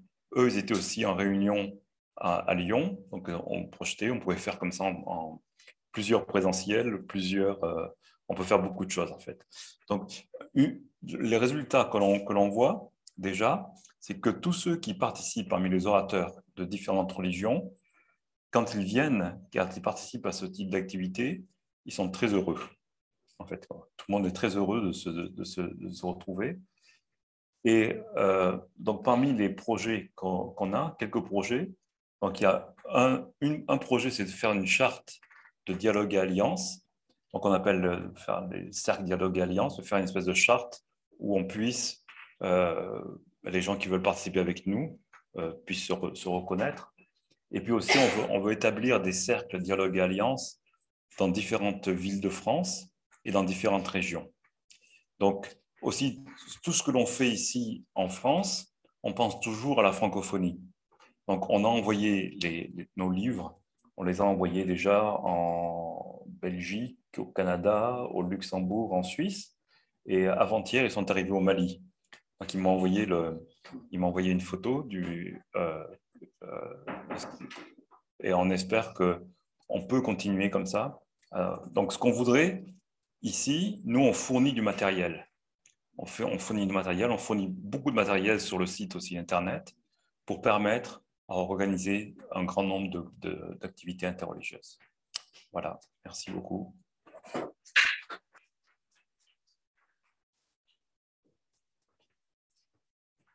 Merci Jean-François.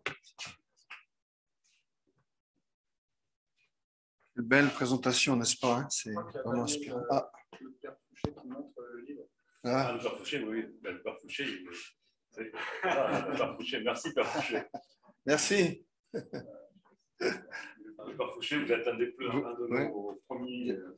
Vous voulez dire quelques mots?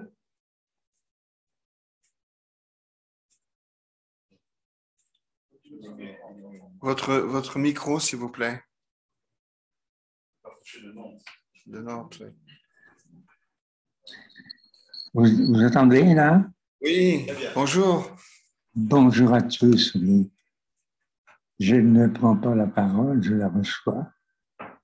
Et je me rends compte que nous sommes tous nés nus, que nous allons tous mourir nus, et qu'entre-temps, on a reçu des talents pour que cette vie si courte, elle soit pleine de fraternité, de responsabilité, d'amour, hommes, femmes, différents pays.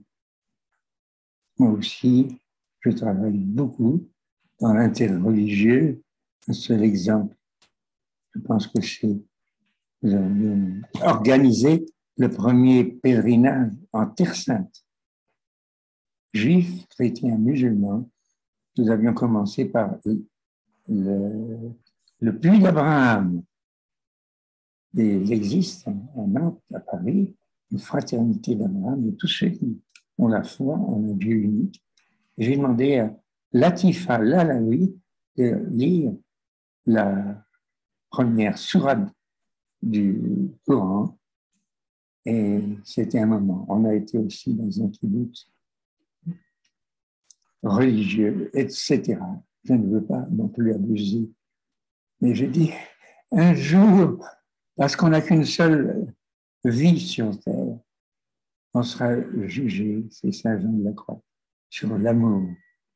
Alors moi, j'essaie, grâce à celui qui est la source d'énergie, l'Esprit de Dieu, à vous donner beaucoup d'amour, de fraternité. Je suis tellement heureux que dans ce petit fragment de ma vie, de la vôtre, nous avons été tellement unis et fraternels. Merci, Père Fouché. Merci de votre message.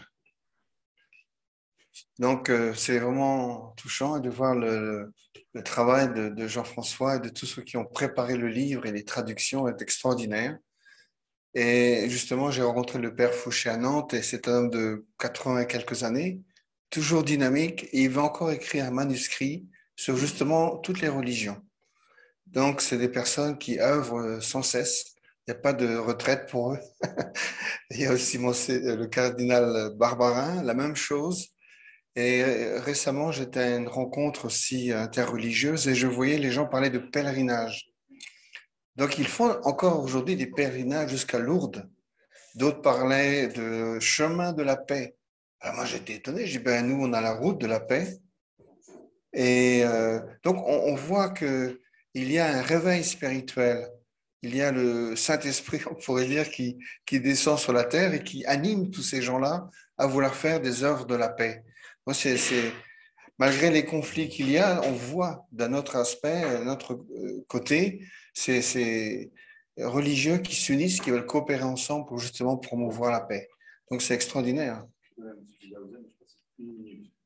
Ah oui, oui, M. Fidarzan est là. Ah oui, voilà.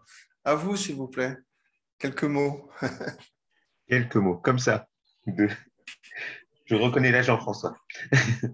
Je remercie beaucoup parce que là, je connaissais l'UPF, j'en avais entendu parler, mais là, ça fait bien de revoir un peu les activités qu'on a fait, notamment pour l'Ukraine, où est-ce qu'on se rend compte qu'ils ont vraiment besoin de nous. À chaque fois qu'on parle de l'Ukraine, je me dis, ça peut arriver chez nous, quoi. Et c'est ça qui me fait peur. En se disant que finalement, c'est juste à côté, c'était des villages, des belles villes, hein, avec une très belle ville, et toutes ces belles villes qui ont été détruites d'un coup. On se dit, on est juste à nos portes, et ça, on n'a pas vu depuis des années, depuis des siècles, on n'avait pas vu ça. Ça fait mal au cœur, ça fait vraiment mal au cœur, et on se dit, mince. Mais là, on est là. Heureusement, on est là.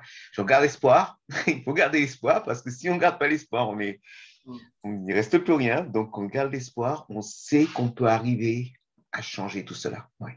Avec les jeunes qui sont là, qui sont dynamiques. Je pense notamment à Dorian, qui est actif, qui est beaucoup actif. Tous ces jeunes qui sont là, qui font pour qu'on puisse avancer, qui sont notre avenir. Et nous qui devons essayer de les soutenir et d'essayer de les mener. Je me rappellerai toujours de cette phrase de Khalil Gibran qui disait que les parents sont comme les arcs des arcs et les enfants sont les flèches. Plus les parents se courbent, plus la flèche, plus l'enfant ira loin. Mais ce n'est pas à l'arc de décider où est la destination de la flèche. C'est nous qui devons faire les efforts et c'est notre futur qui verra là-dessus. Je vous remercie beaucoup. Merci beaucoup. Très belle image, n'est-ce pas? L'arc et la flèche. Et effectivement, le travail intergénérationnel est très important, non simplement maintenant pour le futur, de construire le futur. Très bien. Nous avons la possibilité d'écouter les activités en France aussi, de quelques ambassadeurs de paix, enfin surtout, je pense à IPOMA, qui fait des activités, n'est-ce pas, très locales, ou enfin des fois aussi internationales. Est-ce que tu peux nous consacrer quelques minutes à parler de tes activités avec la Fédération et d'autres associations? Il fait un travail très associatif et très concret. Donc voilà, M. Ipoma, originaire du Congo.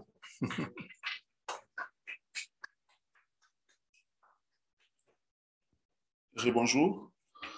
Bon, écoutez, aujourd'hui, je vais vous parler du rôle de la Fédération pour la paix dans notre association. Excusez-moi parce que je n'ai pas préparé, donc Patrick m'a pris à prélever, mais moi, je voudrais vous dire quelque chose. Pour me présenter d'abord, je suis Ipoma, comme il a dit Gaston Ipoma. Je suis président de la fondation et association Ipoma, qui est basée dans 6 pays, dont nous sommes ici en France, en Belgique, en Suisse, en Angola, au Congo-Brazzaville et Congo-Kinshasa. Donc, nous faisons le renforcement des capacités dans les domaines de santé publique, du développement durable, et puis nous faisons aussi la promotion de la paix. Donc, pour parler du rôle d'abord de la Fédération pour la paix, moi, je suis vraiment un grand témoignage, donc s'il faut l'énumérer ici, on n'aura pas le temps parce que je suis quand même un incorrigible de bavard, comme on m'appelle souvent par mes proches. Mais ce que j'aimerais dire, que le rôle est immense par rapport à la dimension spirituelle. Parce qu'avant, lorsque nous faisions des activités, avant que je sois ambassadeur de paix, il y avait cet aspect caritatif, hein, comme tout le monde. Donc, on faisait des activités caritatives pour notre association, on fédérait des femmes, d'autres associations, tout ça. Alors, il nous manquait cette dimension spirituelle parce que on avait remarqué, bon, moi je suis chrétien, hein, je suis chrétien de naissance, on avait remarqué qu'on n'arrivait pas à mixer les autres membres d'autres religions et puis il n'y avait pas cet esprit, je veux dire, cette passion d'altruisme dans ce que nous faisions. Et en étant ambassadeur de paix, on a essayé un peu de revoir notre façon de faire les choses, notre façon de travailler. On a vraiment, outre qu'on fait des activités de la partie caritative, il y a la partie centrée par la spiritualité, centrée par Dieu, par le respect de l'autre, par l'unité, par la famille. Je vous donne un exemple. Il n'y a pas longtemps que nous avons organisé ici à Barreau une activité avec les familles, avec les enfants. Donc, le sujet était de faire découvrir les enfants des métiers. Parce qu'on avait remarqué dans notre communauté, voilà, les enfants ne connaissaient pas d'autres métiers, vous imaginez. La plupart d'enfants avaient comme mère femme de ménage. Et le père travaillait dans le bâtiment, l'échafaudage. Donc, les enfants avaient du mal à connaître le métier d'ambassadeur de paix, d'ambassadeur, d'ingénieur, de médecin.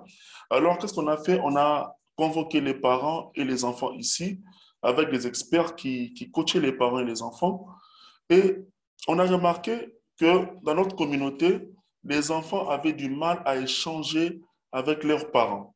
Donc, avec cette activité, c'était une première pour nous de voir les enfants africains de notre communauté, excusez-moi, d'échanger avec leurs parents, avec franchise, et puis de connaître d'autres activités. Et puis, nous avons profité aussi de parler de notre fédération, parce que nous sommes de la Fédération de la paix. Ils ont connu qu'est-ce qu'est la paix, quels sont les fondements, quels sont les 5 principes. Et c'était un moment d'échange, de dialogue, qu'on s'était dit qu'on parlait plus de nos activités de la fondation, de l'association Ipoma, mais il y avait une partie de la paix qu'on a essayé un peu de faire découvrir aux enfants pour que demain, qu'ils soient aussi des acteurs, disons, des artisans de la DP plus tard. Et puis, après ça, nous avons, le 26 mars, on avait clôturé le mois de la femme par une activité. Donc, on s'était dit dans notre communauté, le 8 mars, on organise des fêtes. Vous allez voir, dans la communauté africaine, il y a plusieurs fêtes. Les femmes s'habillent avec extravagance, on fait des fêtes. Mais outre qu'on fait ces fêtes, il n'y a pas un message qui passe. Donc, on ne fait pas de message. Mais après que ces femmes puissent rentrer, qu'elles soient dans leur ménage, il y a toujours eu des problèmes. Qu'est-ce qu'on va faire? Nous allons organiser une conférence où nous allons écouter ces femmes, dont le thème était « Rebondir après les traumatismes ». Donc, moi, nous avons co-organisé avec d'autres associations. Il y avait l'association Maman au Centre du Monde et puis une sœur camerounaise, Carole. Donc, nous avons invité des femmes juristes, professeurs, des spécialistes qui ont parlé, qui ont échangé avec nous. Nous avons remarqué que la première partie était centrée sur l'échange.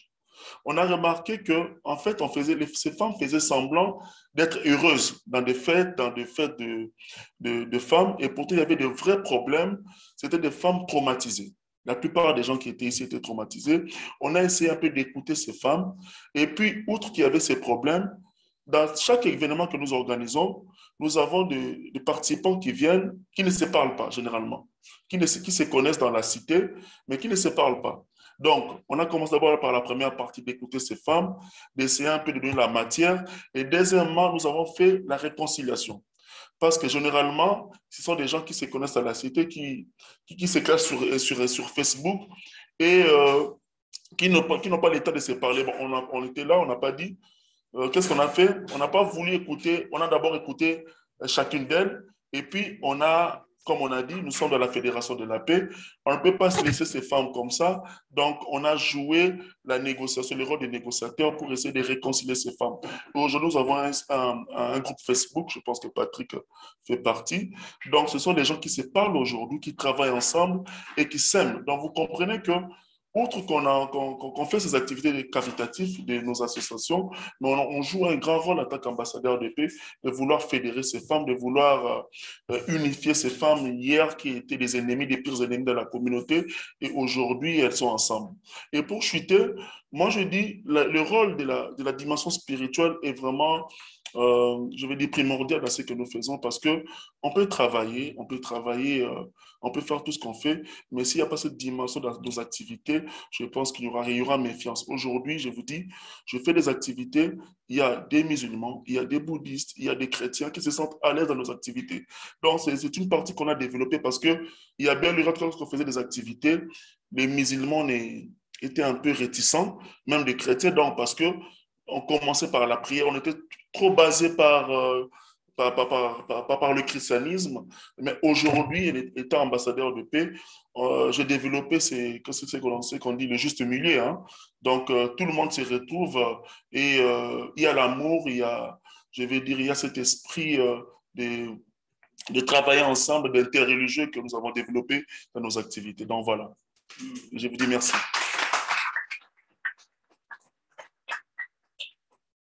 Merci pour mon encourage. Continuez. Voilà. Merci, Poma.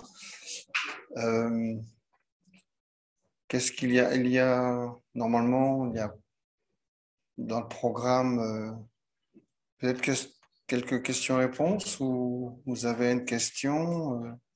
Nous avons quand même des hautes personnalités ici présentes. On est tous, les ambassadeurs de paix. Claudine? Par rapport à Jacques, dont on a parlé de la situation bien sûr du monde actuel, la responsabilité de l'Europe. Les élections coréennes, c'est passé, on a un président, et justement par rapport à la réunification de la Corée, est-ce que tu sais déjà comment cette personne se situe? Est-ce qu'elle est déjà engagée dans des efforts? Est-ce qu'elle est ouverte? Oui, je vais répéter. La question la question est centrée sur la Corée, sur les élections coréennes qui ont eu lieu le 9 mars. Il y a un nouveau président qui s'appelle le président Yoon, qui est un conservateur. Et la question, c'est de savoir quelle est sa position par rapport à l'unification de la Corée. On a eu un webinaire il y a 3 jours, en fait, une certaine discussion avec certains universitaires, d'ailleurs de Corée, il y avait un journaliste aussi.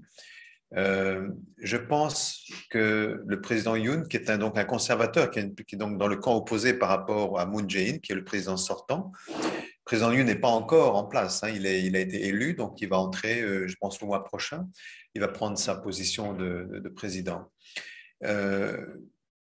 Il va prendre une position un peu différente de Moon Jae-in. Moon Jae-in avait essayé de créer des liens avec la Corée du Nord, très proches. Il a fait beaucoup d'ouverture avec la Corée du Nord, ça n'a pas marché. La Corée du Nord reste très, très distante et très provocatrice par rapport à la Corée du Sud. Donc, il y a eu une forme d'échec dans la politique d'ouverture de Moon Jae-in, pour différentes raisons, je ne veux pas insister. Et je pense que le président Yoon aura une optique un peu différente. D'abord, il va beaucoup insister sur la dénucléarisation de la Corée du Nord. Donc, il va prendre une position beaucoup plus stricte, je pense, que Moon Jae-in. Et d'autre part, il met l'accent sur l'alliance avec les États-Unis et avec le Japon.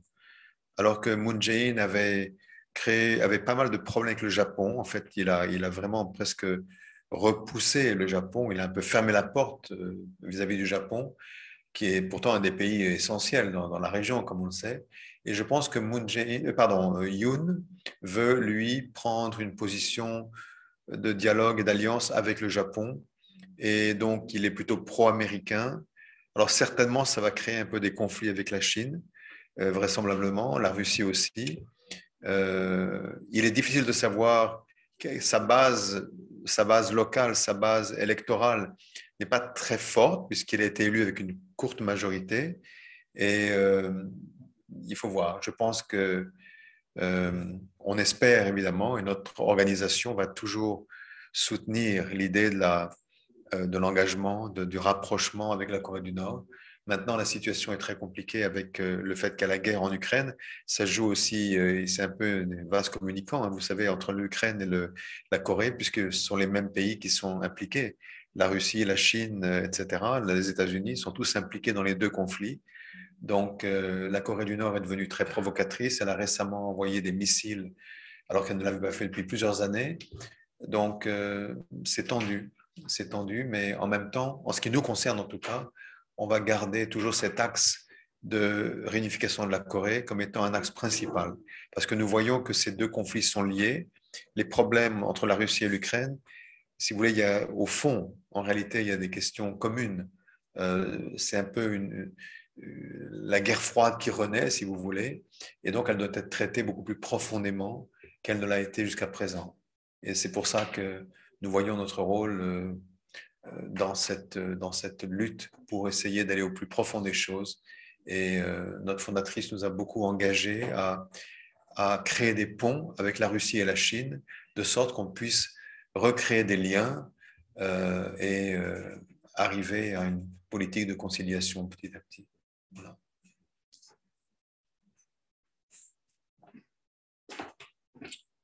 Oui, moi-même, par rapport à ça, juste, j'ai appris que les Coréens qui sont ici en Europe étaient plutôt pour l'autre candidat, mais qu'en fait, 62%, je crois, et finalement, la Corée a voté pour ce président Yoon actuel, quoi. Espérons qu'il va être inspiré, avoir la sagesse de bien agir et pas provoquer. Mais je pense que peut-être le Japon est aussi comme ça. Il veut la paix en Asie du Sud-Est, enfin du Nord-Est, et puis avec la Chine. Prions pour que notre Seigneur guide ces personnes-là. Même pour nous, la France, n'est-ce pas? C'est les élections bientôt. Ouh là là. Donc prions aussi pour la France. Très bien. Si nos présidents n'ont pas de... Quelqu'un, un petit mot ou bien... Ah, le Père Fouché, oui. À qui? Père Fouché, oui. Ah oui, votre micro.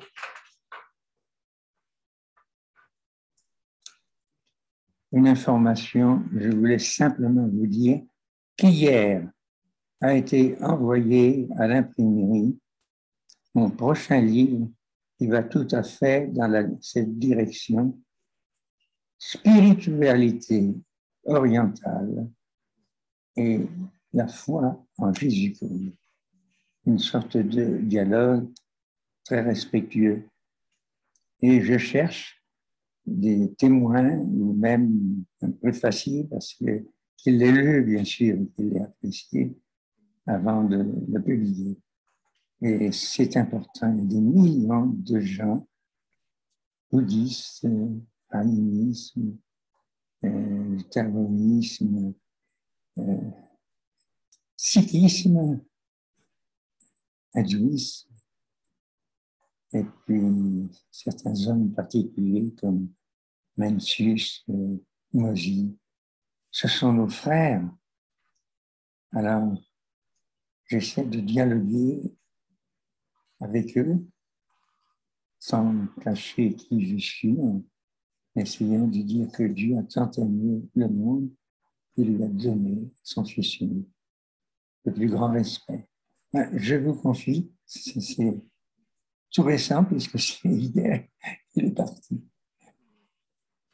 Félicitations et merci. Oui. Ah, d'accord. Jacques voudrait dire quelques mots.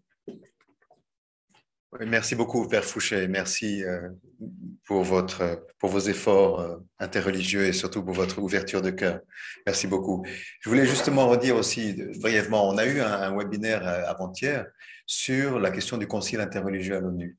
En réalité, on voit bien que l'ONU a du mal à réagir aux conflits du monde, puisqu'elle ne peut pas les prévenir, elle a du mal à les résoudre également, même si elle a condamné la guerre actuelle en Russie, mais enfin de la Russie en Ukraine. Et c'est pour ça que le projet que nous avions lancé, que notre fondateur avait lancé sur l'idée d'un conseil interreligieux qui pourrait avoir un rôle à l'ONU pour redonner un peu plus de moralité, si vous voulez, un peu une dimension éthique et morale aux décisions de l'ONU, pas simplement des décisions basées sur les politiques individuelles, nationalistes qui sont aujourd'hui en conflit et qui empêchent l'ONU d'agir. Donc, si on peut avoir un processus de décision qui soit soutenu par une vision éthique et morale à l'ONU, c'est très, très important. Et je pense donc que ce sujet revient maintenant sur le tapis parce qu'on voit bien que l'ONU n'est pas en mesure de vraiment agir par rapport au problème. Et c'est pourquoi nous relançons cette question-là qui avait été inaugurée par notre fondateur en l'an 2000. Et je pense que c'est un temps où peut-être ces conflits qui nous viennent, qui nous surprennent et qui nous horrifient et qui dépassent notre imagination, vont peut-être nous faire réagir de façon plus profonde justement sur l'importance des valeurs spirituelles pour résoudre plus au fond, plus à fond les conflits. On ne peut pas simplement répéter la même chose, et il faut aller au plus profond des choses. Voilà, merci. Merci pour ces paroles de sagesse et d'espoir que les Nations Unies réagissent bien et qu'ils acceptent certaines propositions qu'on leur a faites dans le passé. Voilà, ben, je crois qu'on ne s'est pas tout dit, bien sûr, mais peut-être qu'on peut prendre une collation, quelque chose, et en même temps échanger entre nous. En tout cas, nous sommes honorés d'avoir des représentants religieux. On a même quelqu'un de la Corée, Yangja, qui est là, ouais, toute sage, et une japonaise aussi là-bas. Donc, on a le monde entier. Oui, bien sûr. Et donc, un grand merci à tous ceux qui étaient à l'écoute, qui ont participé, les auditeurs. Merci, que Dieu vous bénisse et bon week-end et bon mois d'avril. Merci encore. À bientôt. Bientôt, merci beaucoup. Voilà. Bon, merci beaucoup de votre attention et participation. Et ne cessons pas d'échanger, d'avoir plus de temps entre nous. Merci encore.